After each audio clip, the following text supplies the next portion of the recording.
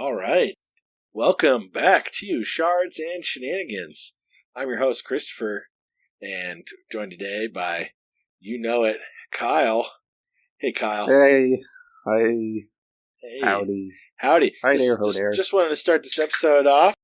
Big thank you to our sponsors. Actually, we don't have any sponsors. Just so it's super clear, we're not trying to pretend like we've got sponsors for this. If you want to sponsor us, please just consider it, especially Stone Pilsner, beer for the people.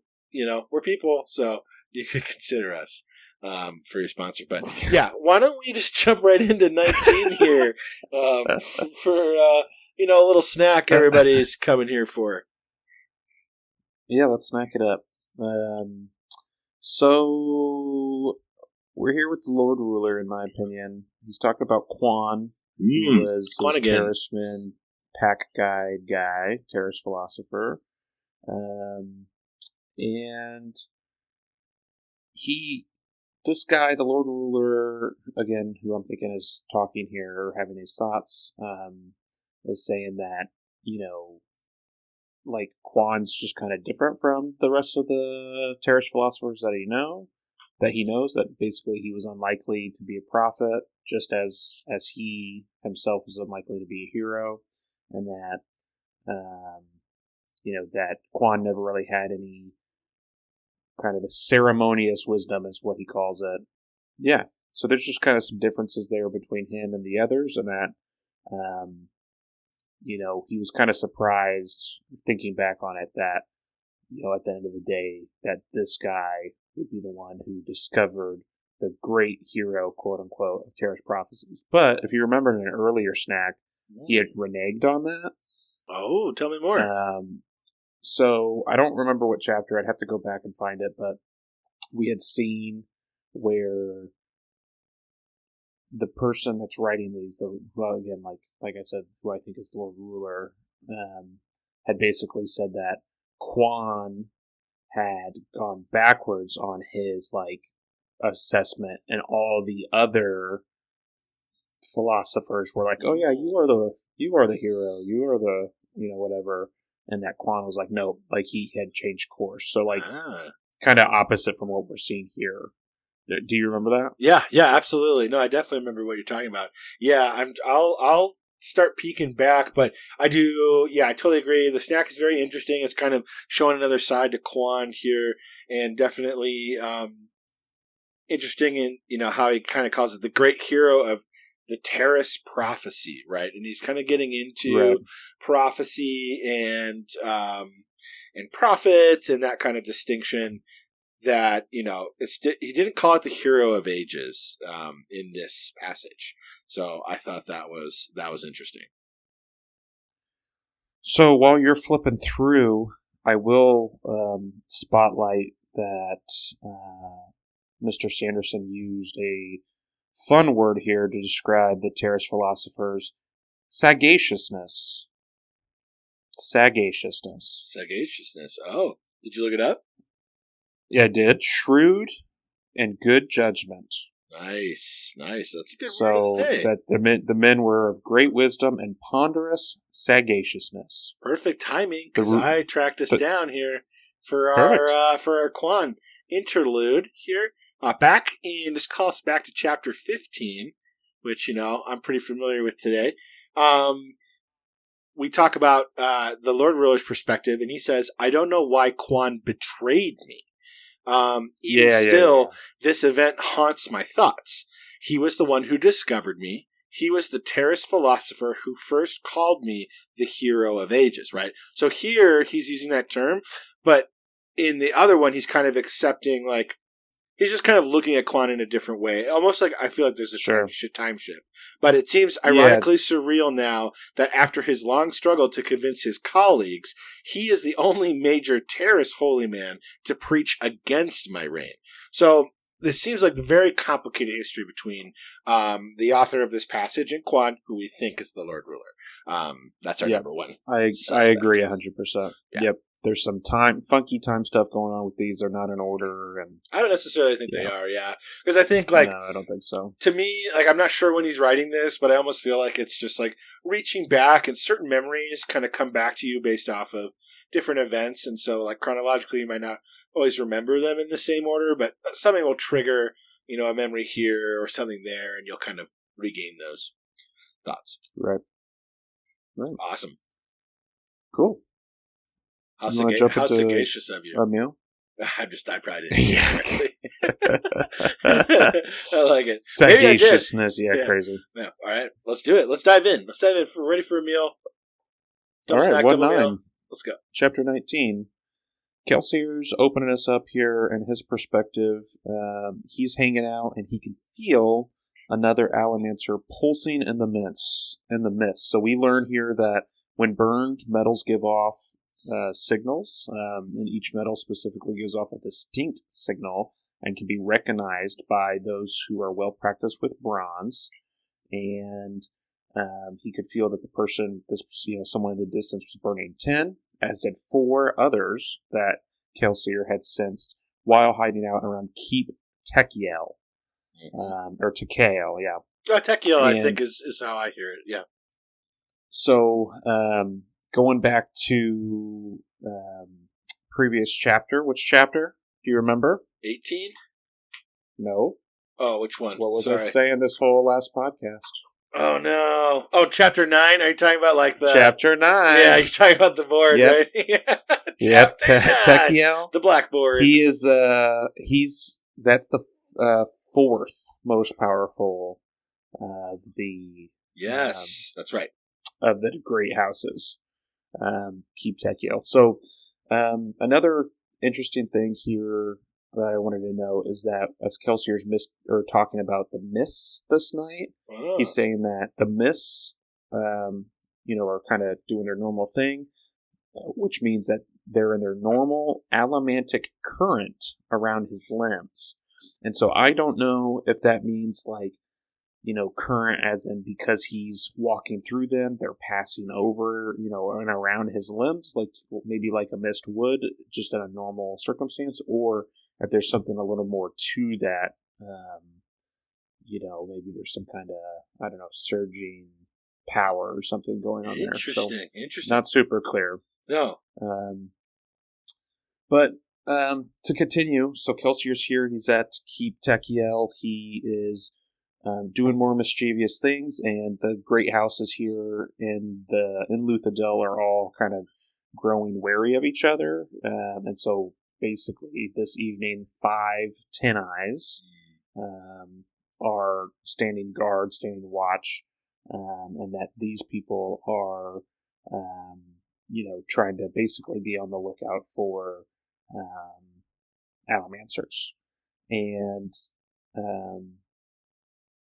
he also mentions that there's a number, or there should be, because there's 5 10 eyes out, there should be a good number of thugs, coin shots, and lurchers as well. Yeah. I know we've definitely used thugs. Yep. I don't know if we've had coin shots before. I do know what it is because of the you do. The table of content, or the in the back of the book. The list of automatic metals. Yep. And obviously you can intuit it, right? Like you could interpret it. You've for learned sure. like who could do that, right? They're types and then of mistakes, lurchers. Right? Yeah. Well, what do you think a lurcher is? Well, so I know because I looked at my table. Yeah, but so just so everyone's on the same page, thugs, as we know, burn pewter. That gives them strength, endurance. Coin shots burn steel. That gives them the ability to push on metals. Yep. Send coins, push coins, shoot coins. Right. And lurchers, they burn iron and are pulling. Interesting. So they're only pulling. So, yeah, I think those. Right. That's good. What a tough one, right? Like you're pulling something at you. Like, yeah, for sure. And you have nothing to dangerous. Like push, like to stop it. You know what I mean? Yeah, it's coming right at you. So yeah, got to be creative with that one. I like that. Nice, cool, great catch. That's the first time I've seen those two terms. I think I almost spoiled coin shot I don't 50 times. I've been trying so hard not to say that one. So, yeah. Hopefully your sacrifices don't go unnoticed. Okay, good. I appreciate it. So all these people are on guard. Basically, Kelsier's been doing a good job of getting everybody all riled up, and all of the houses are kind of have their guards up. Their doors are locked at night. They've got their guards out, and they are on watch. And Kelsier's not trying to really get in tonight. He's not messing with them, but he is retrieving a large sack from the bushes and is throwing it into the into their grounds. And it is a freshly killed corpse named Lord Shards and Shenanigans, or Introne. Introne, I think. And he is not of any kind of great house. The Introne name does not fall there. But basically, he is a drunkard and a gambler. Maybe just a gambler. I don't know. Maybe I just associate those two things in my head. No, it calls him. I guess he kills half him drunk when he's half drunk. Yeah. Yeah. He does some other messed up stuff, though. He's got some world building here. It's showing some dark blood sides. fights. Yeah, what is that? Right? Like, jeez. Yeah, I mean, it's like cockfighting, pit with fighting. ska. Yeah, with the people. Yeah, it's also bad. So that's what this guy's betting on, and so Kelsier had no problem taking him out. Yeah. But this guy was a big political ally of House Techiel. And so, of course, Kelsier's leaving the corpse here in the gardens, and the gardeners are going to be the first one to locate it. And so his theory here is that the murder is going to cause outcry, and people are going to blame probably House Izinri, which is, again, not a great house. Right. If you look in Chapter 9. Yeah. And Chapter 9. He basically, this death is going to make House Techiel wary, and they're going to think that, someone's coming after them or trying to send them a message. And specifically, Introne's gambling opponent at the blood fight that night had been Cruz Giffenry. Again, not a man of a great house, but a man whose house had been petitioning the Techiels for a stronger alliance. Cruz specifically was a known Mistborn and a very competent knife fighter, so he definitely had the skills to pull off this kind of kill, like Kelsier's basically trying to set him up for them to be. So Kelsier's obviously playing a lot of political house games here, where he is pitting them against each other, not by being like, "Oh, I'm stealing their stuff," but this is pretty next level tradecraft style political stuff going on. So he quickly drops off the body and he pieces out. He jumps up on the roof and he gets a pocket watch from a nook that he left there. He had stowed it because he doesn't like to keep the metal on him. I don't know if this pocket watch is going to be significant for him, or it's some kind of memento, but I thought it was interesting that it even gets mentioned in the first place. Yeah, right. Interesting. I didn't catch that. Nice. But he's on his... Yeah, I have no idea. But he's on his way to the Soot Warrens, capital S, so that's a ska slum. Yes. Surprised that the ska people are not capitalized and not a proper noun, but where they live, the place, the ward here in the city is capitalized. We'll give the place some recognition, but still not you. Yeah. It just goes to show the oppression and the class system at work. Here, the cases. Yeah. So some world building with the Soot Warrens, basically, big on the northern side of the city. A big slum, in that every couple of decades, it sounds like, they add a new section that's kind of grown outside the walls and enclose it in the walls. And Kelsier doesn't really know why the Lord Ruler even bothers with walls, because he controls everything. Not even the Western Isles, which we can look at on our map, are resisting him anymore. Interesting. He has been... there hasn't been a true war, I guess, in the Final Empire for centuries. We do talk about the occasional rebellions and that, but usually not a whole lot going on in that. Really, if they needed to, the Lord Ruler and the Steel Ministry could have millions of troops if they really needed to, or they had the opportunity to muster their forces. And Kelsier doesn't. It's not something that he speaks of. He's got something here that he's not really talking about, but he says that he does have some other plan, and he's not probably going to have a opportunity to implement it. But if the opportunity did arrive, and then that kind of is just the end of that little tidbit. So I don't know if that has something to do with the 11th metal that he was talking about, or maybe trying to actually kill the Lord Ruler. But interesting to know. Yeah, good. That while he doesn't really think that the rebellion's actually going to work, and that Kelsier is eventually going to lose himself, based on these things. But he's got this backup plan and things that he's not really talking about. So who knows? But if the opportunity did arrive, he's like thinking, "Oh, it's still in my back pocket. Like I'd still do it. I'd risk it." Yeah. Yeah. Oh, for sure. Yeah. Well, we know that he's a spicy little firecracker. So. Yeah, for sure. He's a rambler. Kelsier's in the Soot Warrens, and he meets a fellow named Hoid. Hoid. Cool. And Hoid basically is a scrawny, bald man, and I don't really know if we learned that he's an informant, but I don't know if we see or hear anything about him being a ska. I guess Kelsier does call him a ska, yeah. Because Kelsier's impersonating, as we get into it a little bit further, he's impersonating a nobleman here and attempting to, because he's got the miscloak on, right? He's like, I'm a nobleman, I'm a Mistborn nobleman, right. Give me information, ska. He's really playing the bit. And another thing about Hoid when we come up is just that, he raises an eyebrow because Hoid is sitting in the doorway of a clothes shop, puffing quietly on a pipe. And he's smoking tobacco, and tobacco is an expensive luxury. And so it's pretty odd for the ska to have some tobacco on them. And so he's he's got to be pretty good. He's got to be good at his job, right? Or he's an idiot. You know what I mean?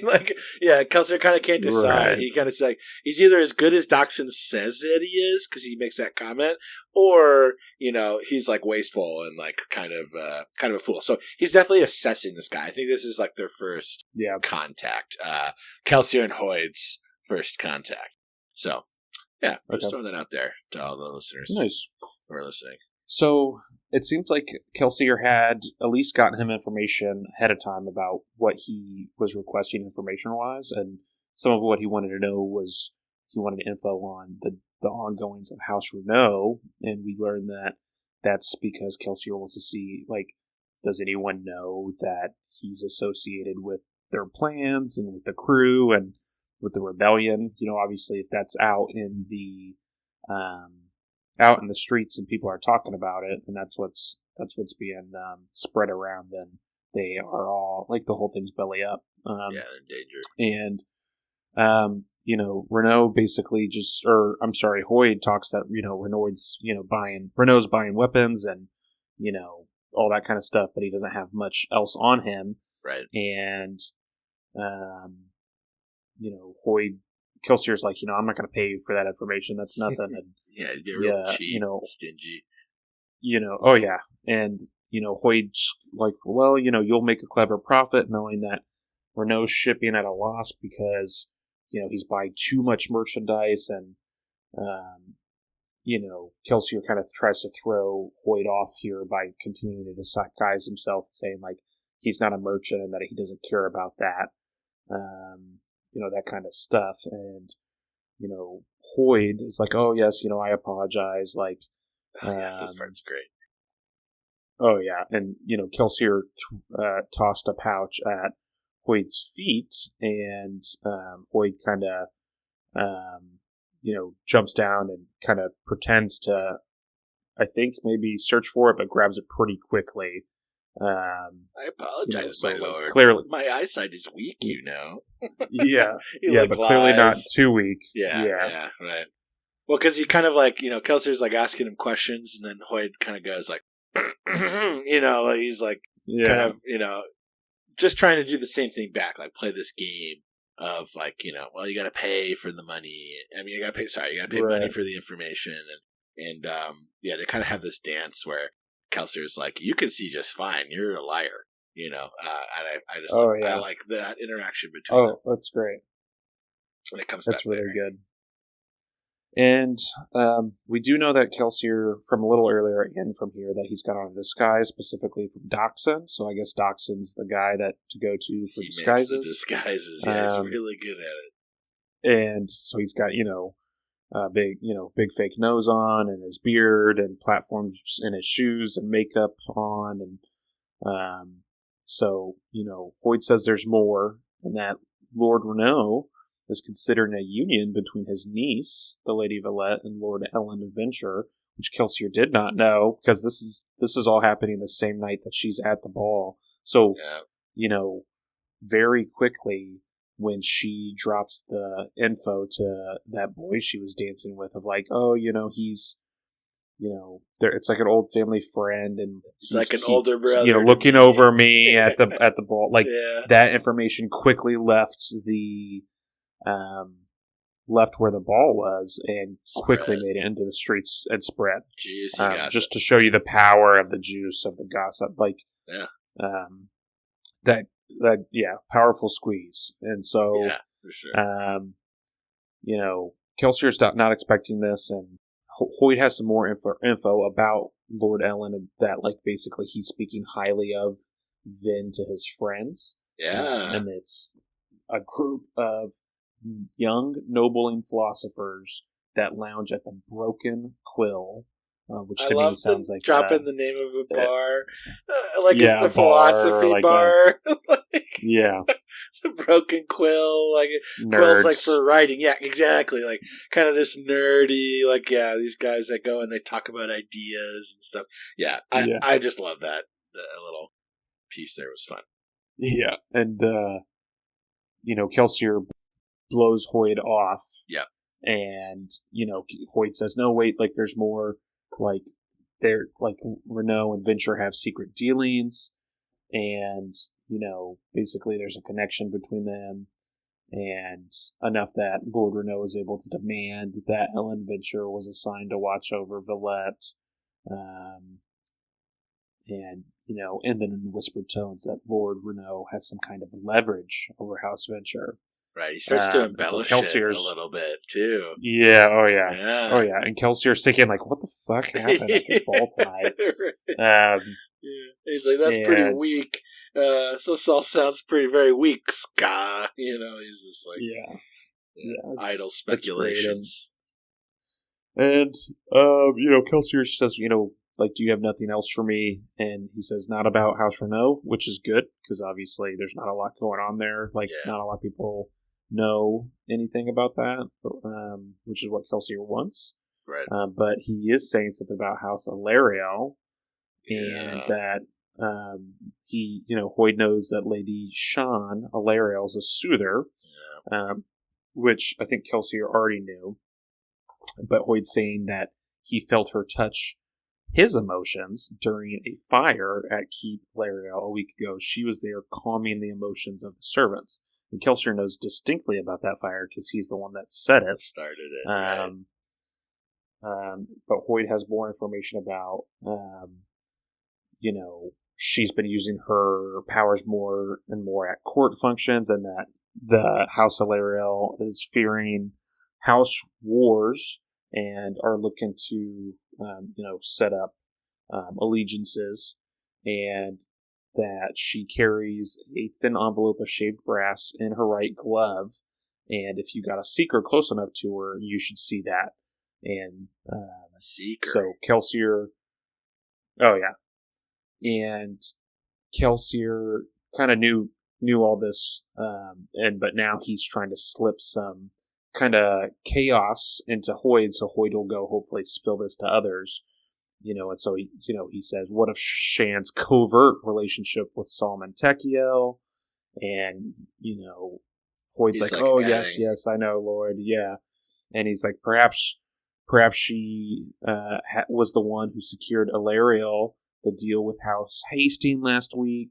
And that, of course, this had never happened. He's and like making stuff Hoyd's up. like, oh yeah, most likely, yeah. He's just going more off. false information. She's like, now time to sow a little more chaos. I love that. Right. That's chapter 9. Yeah, it's good.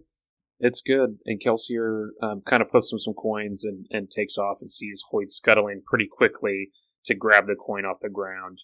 And thinks that, this guy isn't as like weak and nimble and blind as he's saying that he is. Right. Because he's moving pretty quick here. He smiles but and keeps moving, yeah. Kelsier takes off towards Alstrom Square. I don't know, is that one of the ones, like the main square we saw earlier? Is that the one maybe that we saw that all the ska beggars hang out at? It's okay. I don't recognize it, honestly. Oh yeah, so it's close. It happens to be by the Soot Warrens, just south of the Soot Warrens, close to Keep Venture and Keep Lacal. It's just kind of, it looks like the epicenter of a bunch of joining streets. So that adds up, depending on who we meet here, that it's kind of it's close to Keep Venture.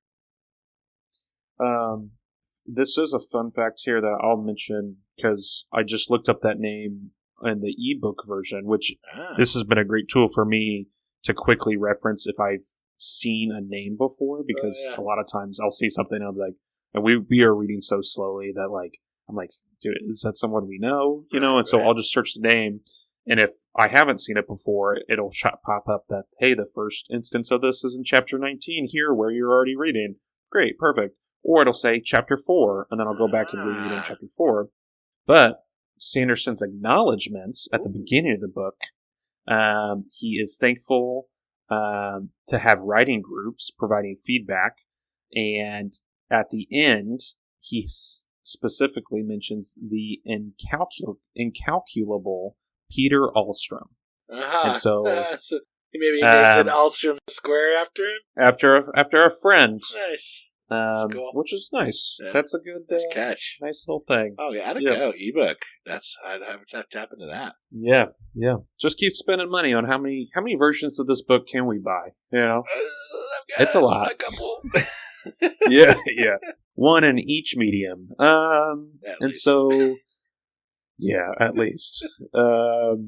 So Kelsier's off to Alstrom Square. He is meeting Lord Venture.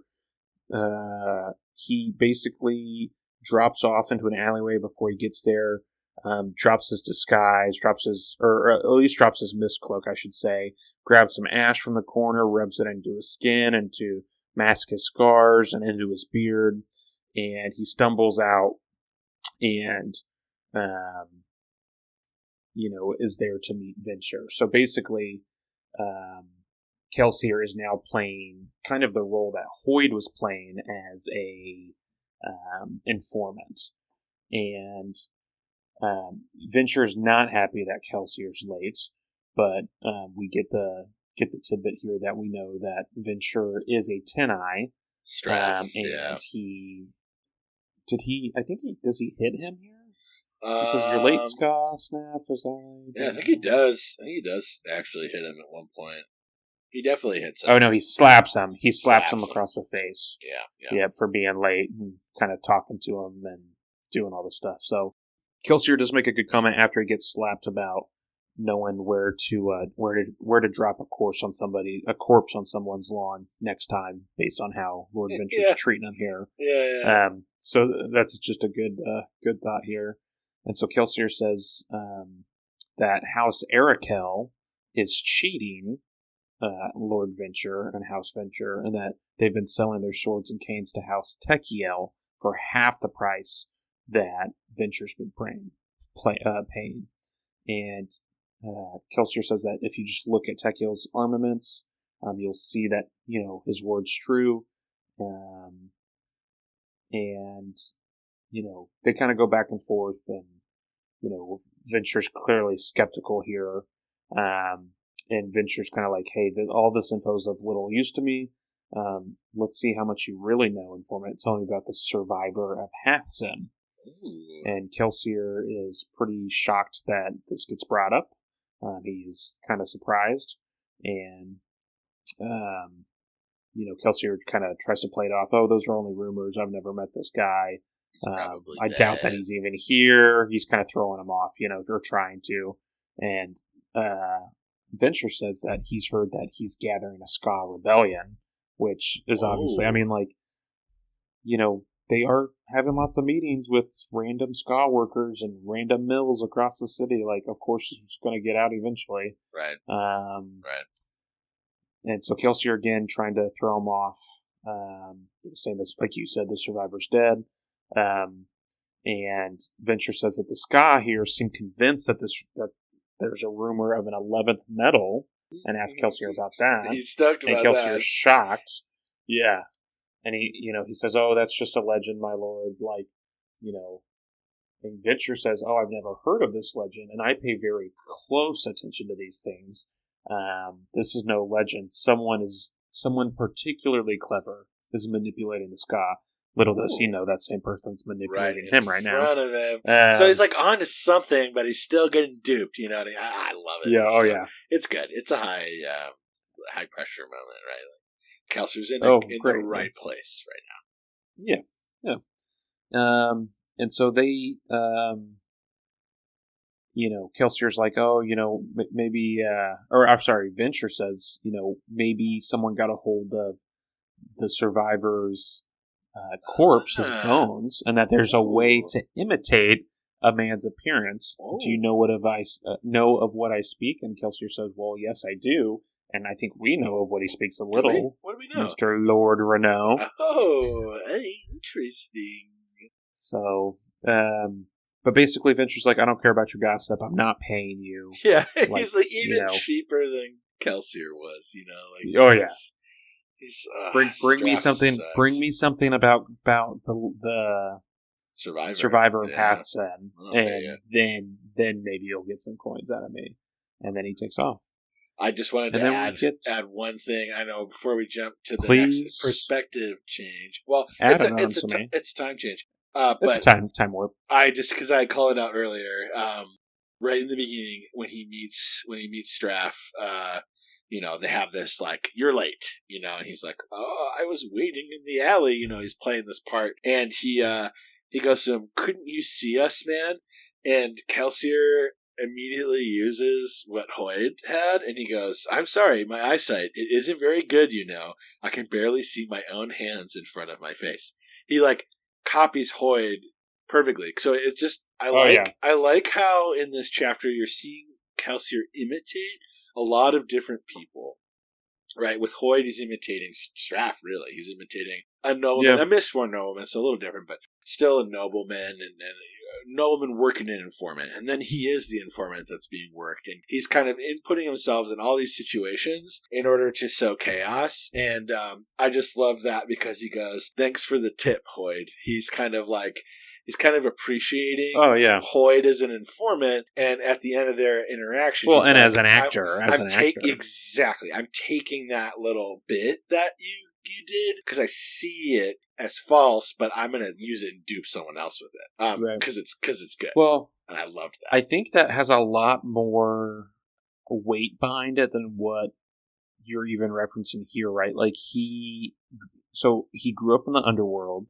And his whole thing was being a thief, and the way that he's a thief with his crew was to infiltrate, great houses, noble people, the Lord Ruler, Kredek Shah, before he was Mistborn. Yep, exactly, before he snapped. Right. And so, his whole thing was duping people and acting to get, I'm going to act like a nobleman. Yeah. Con man. Yeah. And so I think it's very interesting that him as, what you think is going to be the... he's the survivor of Hathsin, but you're thinking he's going to be the main protagonist. Right. And I think he's turning more into, in my opinion, he's going to be, by the end of this book series, he's going to be more of a, guiding hand a little bit, maybe a Gandalf or Gandalf, all right. like from Wheel of Time, like Sure. Rand's, who am I trying to say? I don't know. Moraine. Oh, Moraine. Like, he's kind of like, like the knowledgeable. And so I think with Vin coming up, he has been teaching her not only about allomancy and all the stuff, but she is playing the biggest act right now, of the group, going to these balls and being a part of the nobility. And so, like, she's learning that from him and, like, kind of taking that on. And so it's kind of like this weird world of everyone's imitating and playing each other. Yeah. There's just a lot of that going on, I feel like, Except for even Ham. Marsh is gonna... Except for Ham. Ham's yeah. just... that's what I like about Ham. Sorry. A little Ham little interlude here. That's what I love about Ham. Ham's just being Ham. We'll see. I love it. Ham's Ham. He's hamming. Misty boys. All right. So I totally agree. No, it's a great call out. I like what you're looking at there. Yeah, it does seem like I mean, and it's kind of exciting. I mean, it's part of the intrigue, whatever, if you will, of this book.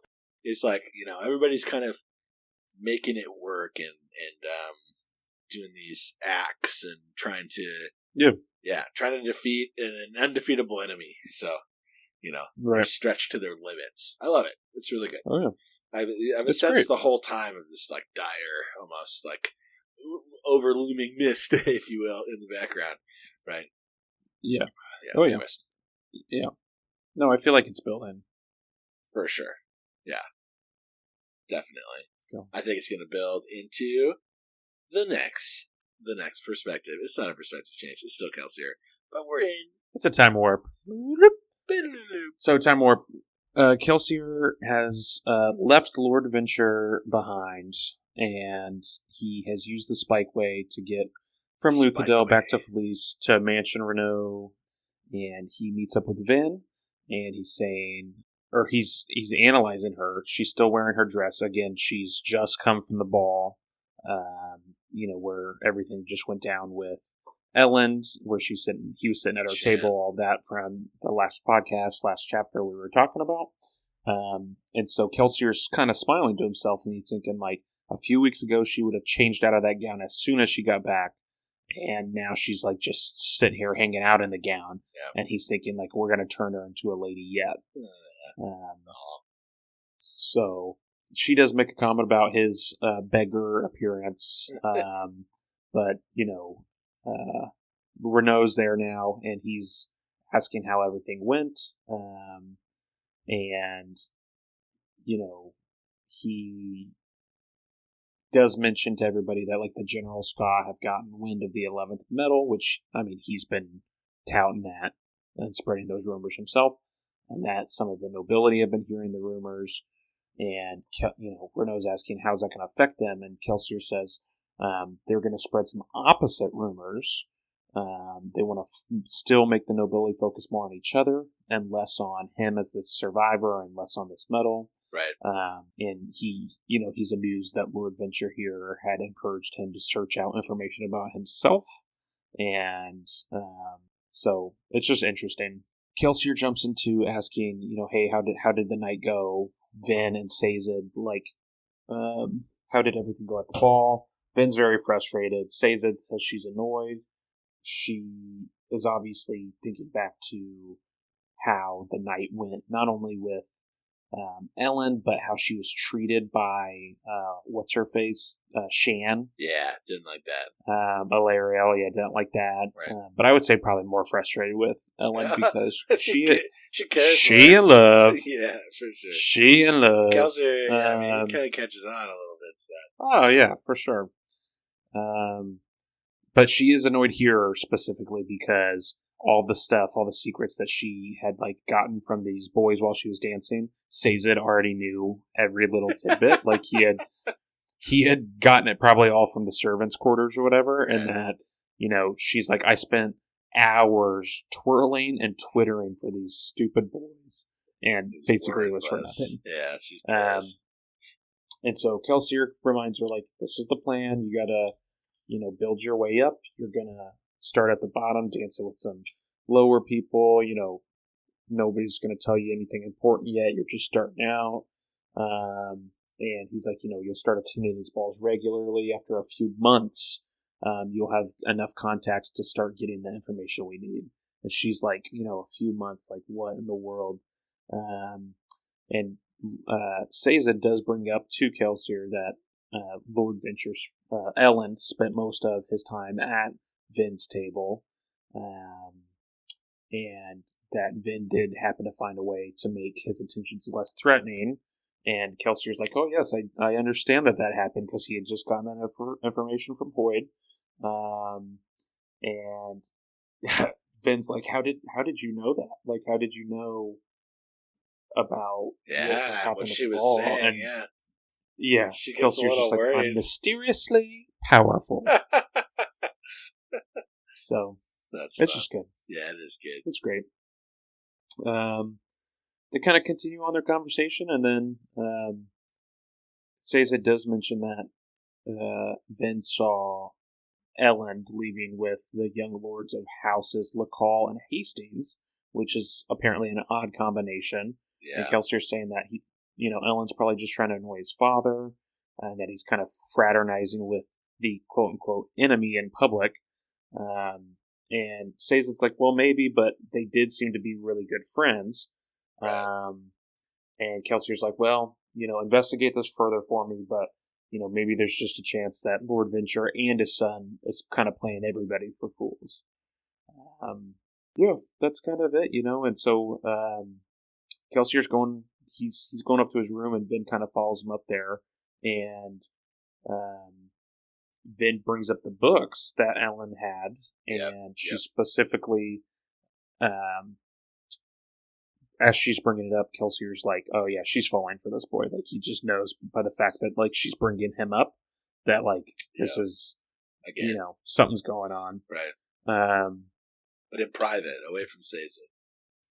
Right? Yeah, she's. I don't know if she's embarrassed or what's going on there, but she definitely doesn't want him on it. Right. And so, she does say like he had a lot of books there, and he's been known to read a lot. And that she picked through them, and Kelsier's happy that she did that, that she's got some good instincts there. And one of them, the title said something about the weather, but the words inside spoke about the Empire and its flaws, and how the Lord Ruler's immortal, and that his empire should be more advanced. And Kelsier smiles and goes, oh yeah, the Book of the False Dawn. Any keeper can quote the entire thing to you. Kelsier didn't think any copies were left, but its author Deleuze Couvré, wrote even more damning books than that. And Vin's like, I didn't even know, like, why would the Lord Ruler let these things happen? Why does he let these, why does he let them out? And Kelsier's like, well, he kind of more ignores them than anything, and like that banning books is a tricky business. Once you ban a book, everyone wants to read the book. But she does say here that Shan Alariel is, she thinks that she's an Alamancer, which obviously Kelsier has kind of knew about from before, but I think, obviously had just heard Hoyd talk about it. As a soother, specifically. Yeah. Right. Specifically, right. Kelsier does say here, yeah, like you're right. Yeah. That she's a soother, which you're right, you get that info from Hoyd. Right. And, Vin brought up that she was trying to, she had her servant going through those books. Yeah. And looks for dirt. Kelsier saying that, like, if the Venture heir is reading the book, he shouldn't be foolish, and he shouldn't be carrying around with them. And, maybe she's trying to, like, get some dirt on him. It's kind of interesting that I think based off, I don't know if it's because they were like they're engaged or formerly engaged or what it was, but, like it basically, if Obligators here had proof, that he had it, like it could be bad, and they could hand Ellen over to some Inquisitors. And Kelsier's like, but we could certainly make that happen. Like, right. That would be a good thing. And Vin's like not about that, right? Like she fails here, and like he sees it very quickly, and he's like, oh yeah, she's falling for the boy. He, sending a young pretty girl into a noble society, not a good plan. Kind of here for this part at least. And she's like, she quickly panics, like, I didn't tell you this so you'd get him killed.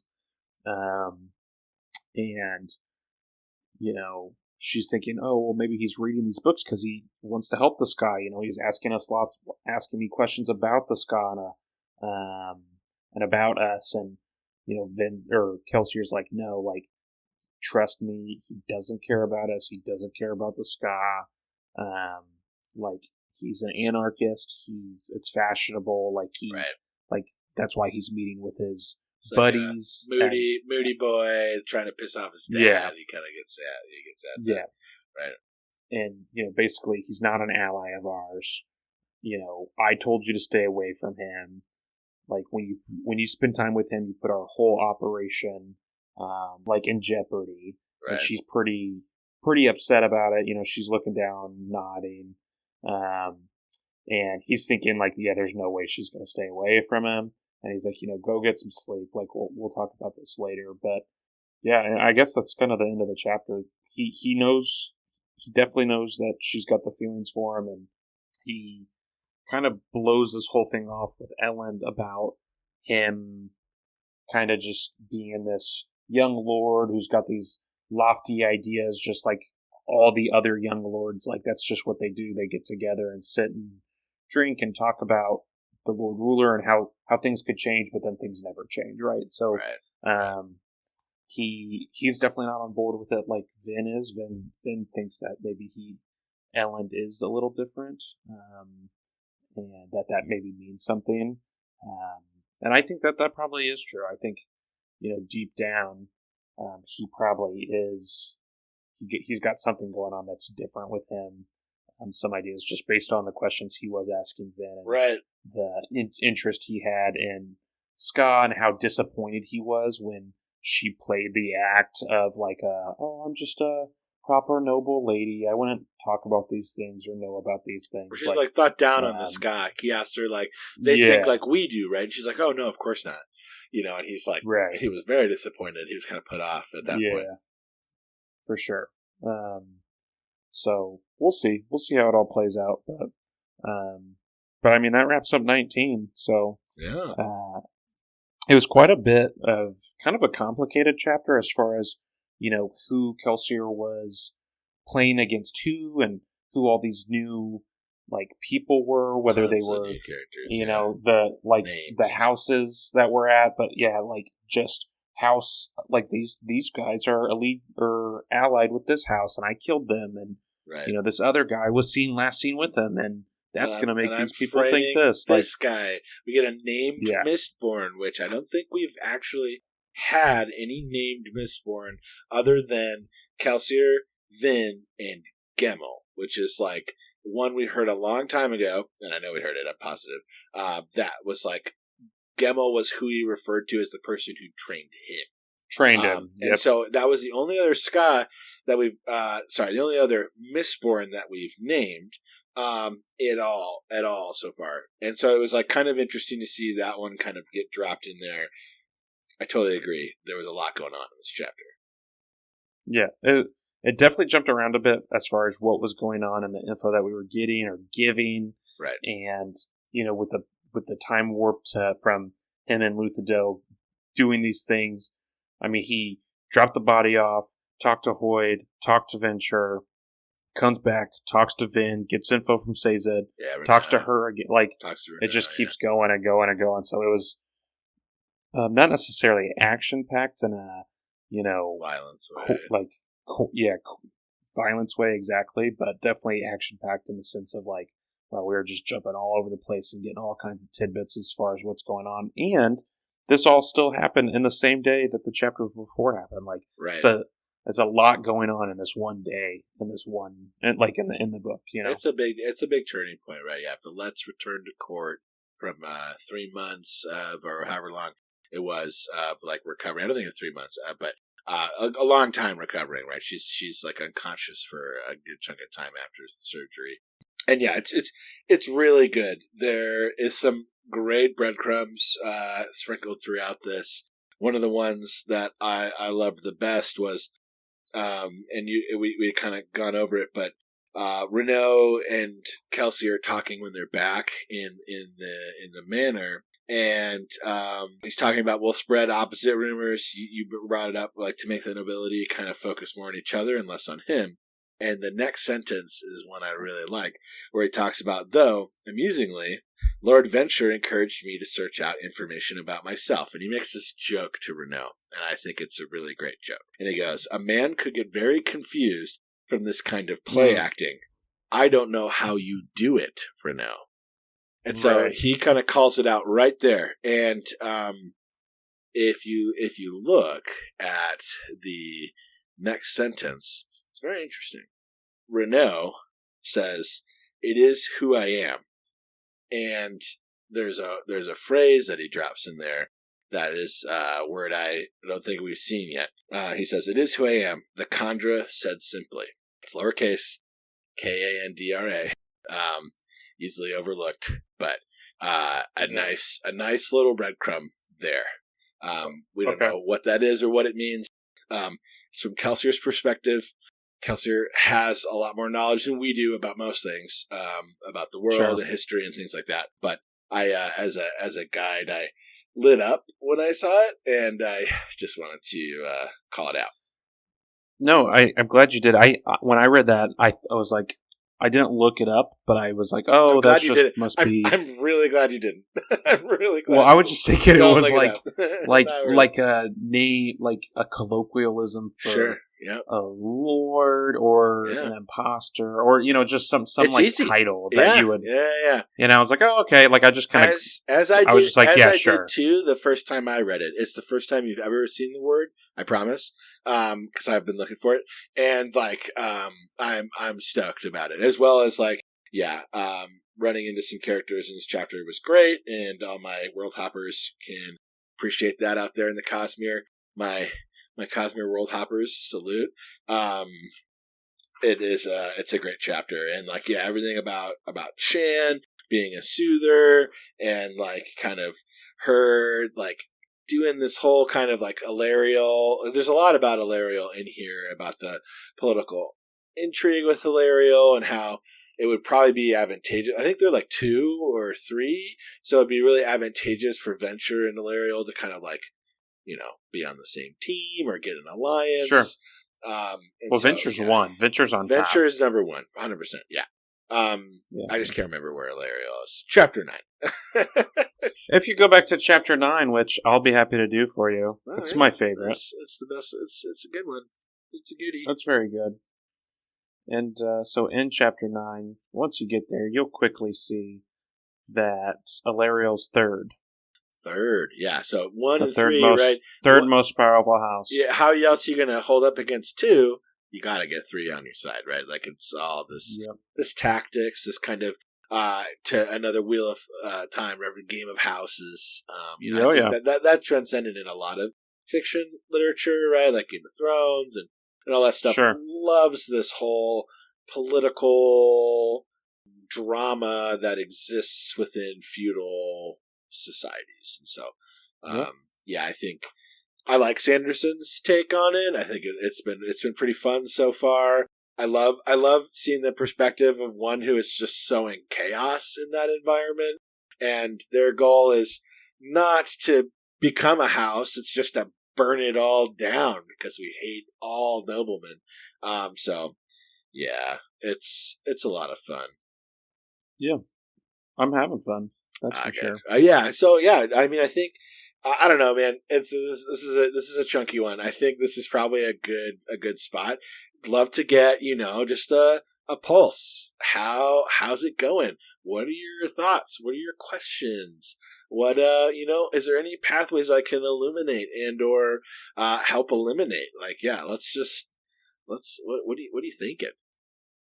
I don't know. I mean, I think thinking through it, like I said, this chapter jumped around a lot, and I was confused the first time I read it, and then when I went back and glanced over it right before we recorded. I was still like, just kind of, I was like, wow, they're just throwing all these names. And like, I don't think necessarily all of them you have to have memorized or Definitely know, not. which is good. Not. But like, a lot of these things you can just slip right. It was just a lot. And so it's going to be interesting to see how the house stuff does play out, with Kelsier sowing so much dissent amongst them. And like, how is Vin going to start to play into that picture, right? Like she's going to not only probably get some information at these balls or at the whatever she's attending, but then I think she's probably going to start to play a part in, putting some of that information out there, kind of like she already had, right?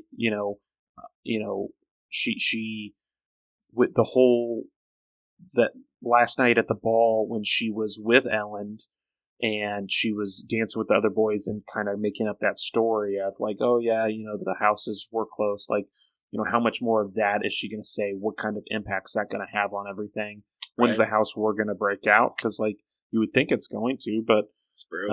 Seems like it's brewing. You never know. Maybe they all figure out that they're all being played and they come after the ska. I don't know. Yeah, we'll see. Definitely, I definitely get that feel, that build though, right? Like, originally he's breaking into these manors and he is kind of blowing through them, right? Oh, Haze Killer's here. He takes them down, whatever. But like now he's outside of Techiel. They've got, a ring perimeter of tin eyes that can perceive very well and raise the alarm. And then there's coin shots and there's lurchers that are there for some kind of defense. We can obviously figure out what the coin shots are going to do. Not seen a lurcher in action yet. Yeah. So like a lot of stuff going on there that I thought was like really showing how it is for the houses right now after he's been at work for months, right? Just sowing this discord. So I really, I love that part. I love to see them kind of shaking in their boots, and he's out there just killing noblemen and dropping them off in random people's houses, framing people, like, just trying to make it even worse. And I mean, it can only get worse for them at this point, as long as Kelsier's got a hand in it. Yeah. Oh yeah. So yeah. Digging it. Other than that, like, how did Kelsier even get a imposter meeting with Lord Venture? Like, how did he set that up? I don't know if we'll ever see that. And how did he? I think Doxson referred Kelsier to Hoyd. Yeah. And so, are we ever going to see how that relationship began? And like, right. Is that character going to play a bigger part? Every time I highlight every character or new name, or at least I try to in the book. Yeah, of course. So, I not that every new name gets a major role in the book. I'd say it's probably quite the opposite, but I think the opportunity then is there when it happens. So we'll just have to wait and see and read and find out whether some of these people are bigger names altogether. Right. Well, definitely. Also, I think this is the first time we meet Straff Venture. We meet Ellen's father. Heard a little bit about him. Ellen doesn't think too highly of House Venture. We know that, and not a fan of Straff Venture off the first meeting. Right? He's cruel to this. Kelsier obviously is faking it, but like he's very cruel to this person. He beats him, he slaps him. I mean, and he's rude. He doesn't pay him for the information, right? Like Kelsier still pays Hoyd. You know what I mean? He doesn't quite cross that line. He acts like a nobleman, but he acts like one. He's pretending to be one. Venture's one through. Venture is one through and through, and I think with the slap and his overall behavior, it gave me very much Lucius Malfoy vibes.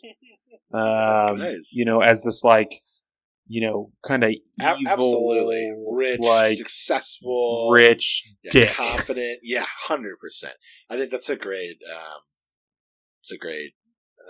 Analogy, metaphor, comparison. Yeah, comparison. Let's stick with that. Great comparison, I think, character-wise. And yeah, if we get to see more Straff, we'll see.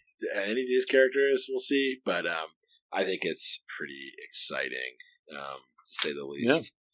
And just to jump back and forth of Vin and Kelsier's day, right? And how different it was and the different roles that they played. So I'm looking forward to the next one. Yeah, I am too. I'll have to read and find out. I am too. Yeah. So thanks everybody. We're gonna wrap it up, and thank you for hanging out with us through chapter 19 of Mistborn. We'll be reading on. See how far we get before the next recording session here, and but thank you for hanging out and listening as always. If you like what you're hearing, just give us a like or comment or heart us, or just try to come out and give us some kind of show us some love on either your podcast apps or on social media. We are trying to post a lot of behind the scenes stuff. On Instagram and Facebook and X and things like that. So just come check us out, interact with us. We'd love to hear your thoughts of how the podcast is going, what you like, what you don't like. Send us a message, email us, we love whatever you need to do. ShardsandShenanigans.com. Check out our website. And, thanks for hanging and thanks for listening. And thank you to Christopher for sitting through an hour of me mumbling through chapter 19. Oh, no, I had a lot to say. It's always a pleasure, man. I love watching you kind of go through it and what you're picking up, what you're putting down. I'm stacking what you're splitting, brother. It's really great. And, just keep on the shout out train going. Shout out moms. Moms. Go moms. But share with your friends. Shout out friends that reaching out. Friends. And listeners that are reaching out and just sending us messages. Support. Amigos. We really appreciate that. If you feel like sharing with your other friends, sharing with your moms, cool. You should think about it. Give it a shot. Our moms. Our moms will listen to it, so that's cool. So maybe your moms will. Nah, just playing, but maybe not. Anyways, I just wanted to say thanks. And thank you, Kyle, for, great recapping, brother. And, solid Shards and Shenanigans. Cool, guys. Thanks so much, and we will catch you on the next one. Goodbye. Adios. Ciao. Ciao. See you on the flip side of the coin shot. Buenos noches.